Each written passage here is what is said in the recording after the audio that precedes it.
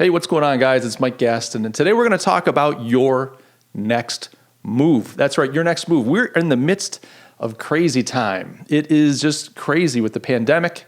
Lives have been upended. People have lost their lives. Societies have come to a grinding halt for all intents and purposes. Many people are losing their jobs, economic hardship, and we really don't know the full extent of this until we get all the way through it, and we're not all the way through it. Now, in recent videos, live streams, static videos, I've been talking about how to focus, how not to let this overwhelm you, not to listen to the media, be your own judge, how to leverage Colonel John Boyd's OODA loop to understand what's going on around you, observe, to orient, to decide and to act, to go through that OODA loop cycle as fast as you can so that you are living life on your own terms. I'm a big believer that in times like these especially, we have to be purposeful around focusing our minds, our hearts, and our wills around navigating through hardship and difficulties. And the people that can do that successfully, the people that don't get distracted, that don't react to the circumstances around them, the people that can choose their own direction and make their own decisions and start to affect the world around them are the people that will survive and thrive through this whole thing. So one of the questions coming out of this is like, Mike, okay, great. You're telling me to navigate. You're telling me to focus. You're telling me to do these OODA loops and that I'm going to live life on my own terms. But where are the opportunities? What are the big opportunities coming out of this? And I want to share today what I think is a huge opportunity. It's not going to be for everybody. But essentially, if you're a person with big heart, you're a person that believes in free markets and a person that wants to make their own way in this world, this is a huge opportunity for you. And this is one that no one's talking about. Nobody is talking about this. Everybody right now is saying, yes, you should get into online businesses because when we're all stuck at home, everyone's going to be buying online. And that's true. That's true. Amazon's killing it right now.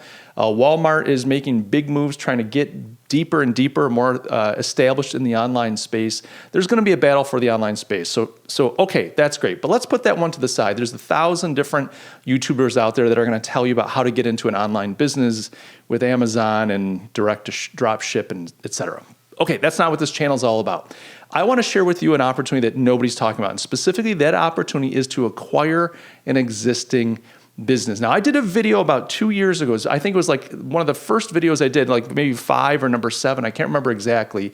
And the video was all about the greatest transfer of wealth in human history. And that's a thing. Like in human history, there's never been a transfer of wealth like is happening right now. It's going on over a 30 to 40 year period. And essentially, you've got this demographic. You've got this group of people all over the world called baby boomers, and they have acquired and accumulated a ton of wealth. And right now, experts believe about $30 trillion is changing hands from one generation to the next over the next 30 to 40 years. Now, here's the thing.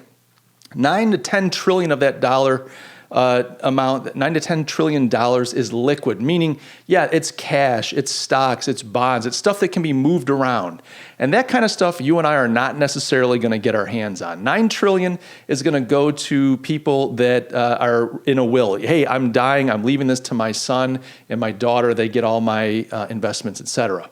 So those liquid assets are going to move between family members and other interested parties. Maybe these folks are going to leave money for, not-for-profits that they care about and so on, charities. But that leaves $20 to $21 trillion. Well, where's this other money? Well, a lot of this money is tied up in small businesses. There's about $21 trillion tied up in small businesses. And these businesses are transferring. They're being given from one generation to the next. Now, a lot of these baby boomers are aging out. And they're saying, I don't want to run this business. But here's the thing you got to understand.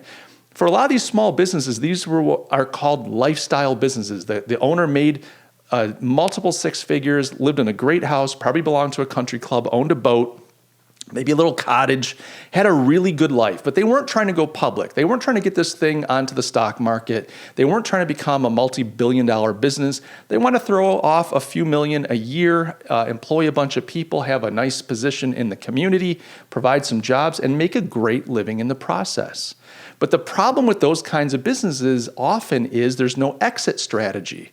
See, when you're building a big public company, you want to sell off at some point, you want to go public, that's your liquidity event. That's your opportunity to cash in and you still stay in, but all of a sudden you get all this money coming in, all of a sudden you're worth tons of money and you've got all these shares in this business so on and so on. But with a privately owned company, a small company, often there's no transition plan. There's no liquidity event. There's no way like, how am I getting out of this thing?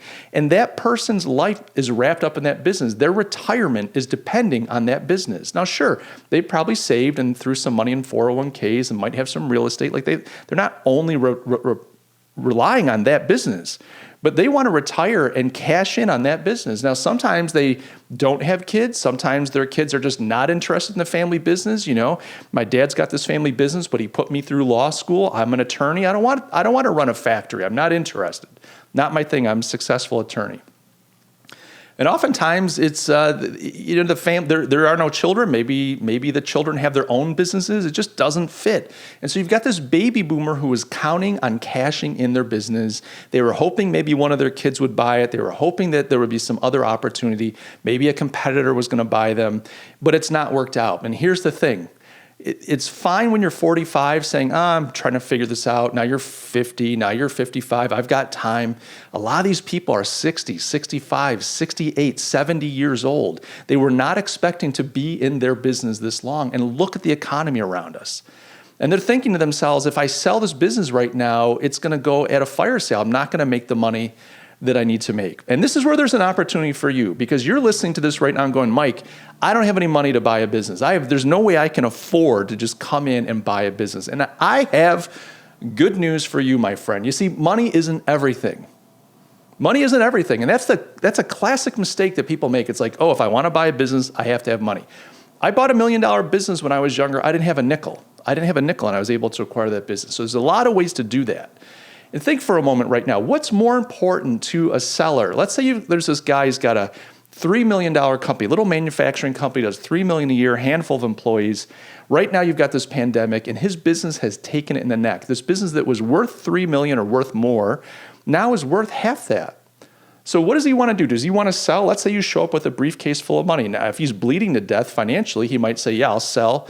I just need the cash. Like he's just willing to take the hit. But most of these guys are savvy and they've got a little bit of financial depth. They don't necessarily have to sell, but they're getting old. They don't want to run this thing anymore. They don't want to, they're looking going, now I've got to come back in for another 5 to 10 years to build this thing up. No, thank you. I'm already too old. I didn't want to be in this business now anyway. So what value, what things can you bring to the table that would help a person like this? Well, I'll tell you specifically. Let's say you don't have any money. Maybe you got a little bit of money, but you don't have any money. You could show up and say, look, I can help you drive sales. Let me come in and take over the sales department. Maybe you're really good at marketing.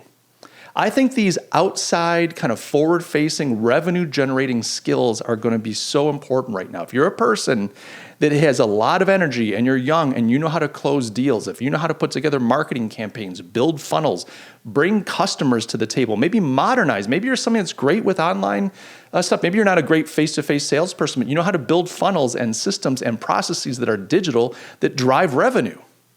Some of these companies are dying for someone to come in and take that over, and that's an opportunity for you. You don't have to come in with a wheelbarrow full of cash saying, I want to buy your business. These people, they're under a lot of stress.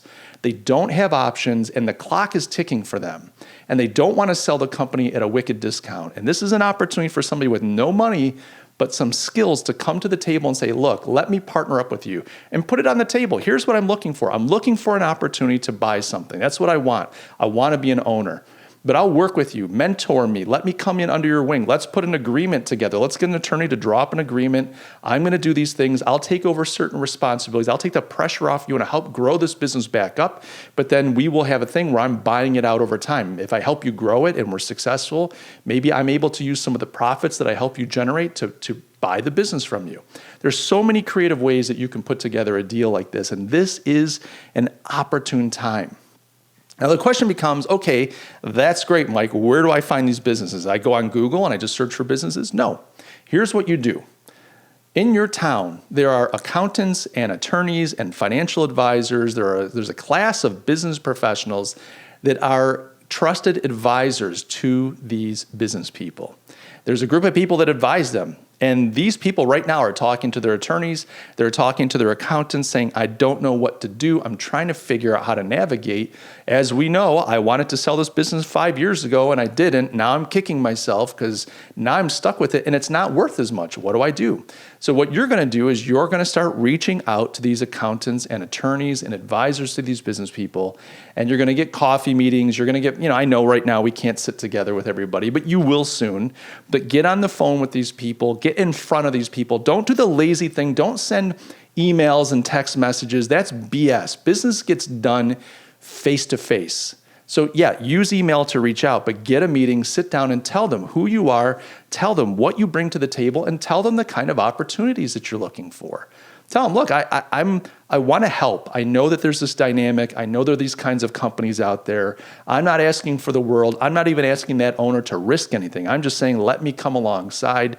Let me help them build this business back up. And at the same time, have an agreement where I can become an owner over time. There's nothing wrong with putting that on the table. You don't have to in your first meeting. You don't have to. You don't have to show all your cards. You can just say, look, I'm looking for an opportunity, and here's the kind of business that I think I'm looking for. Here are the kinds of situations I'm looking for. Here's what I bring to the deal. You don't have to get into the whole how we want to structure the deal. Don't get into any of that, but you can just let this accountant or attorney know, hey, I'm a marketing expert. I'm kind of looking for a business that has an older baby boomer that could benefit from being modernized. And what I'm looking to do is partner up with that person. And we could talk about over time transitioning, et cetera, but I want to acquire this business. I mean, play your cards kind of close to your vest, but you've got to give them something. But the trick is, and this is the mistake that everybody makes, everybody that's on the outside of business goes, oh, it takes money to make money. And there is some truth to that. There's no question. But how is money made? What is money? Money is a representation of value, of wealth created. If you know how to solve problems, if you know how to make things better, if you know how to generate revenue, then that's all you really need at this point. And the thing that people make the mistake is they think that business is about money and business is about people. So a number of people are going to watch this video, but only a few of you are actually going to pick up the phone and get in touch with accountants.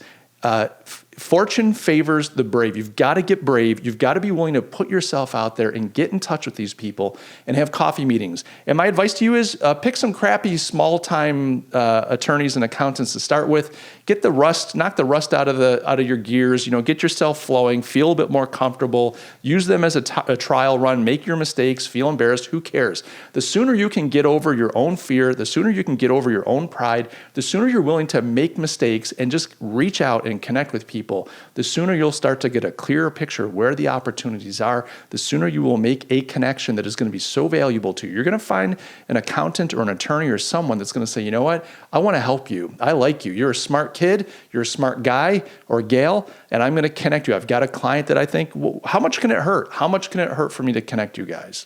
So that's, if I were you, what I would do. This is a huge opportunity for anyone that's got the guts to put themselves out there. If you've got money, great, that helps. But the real opportunity here is for folks that don't have money to leverage themselves up into a business using their skill sets, their intelligence, their experience, and their chutzpah. Chutzpah, that's a great word. I'm not Jewish, but that's a great Yiddish word. So guys, I hope this is useful to you. Do me a favor in the comments below. Let me know what you think. If you tried this, are you afraid to try this? What do you need to help you get over the hump? Let's talk about it in the comments. Let's help each other out. I want to see you in 2020 leverage this opportunity to put yourself on a track for a better future. This could change your life if you have the courage to reach out and try to make it happen. Guys, I love you all, and I'll catch you in the next video.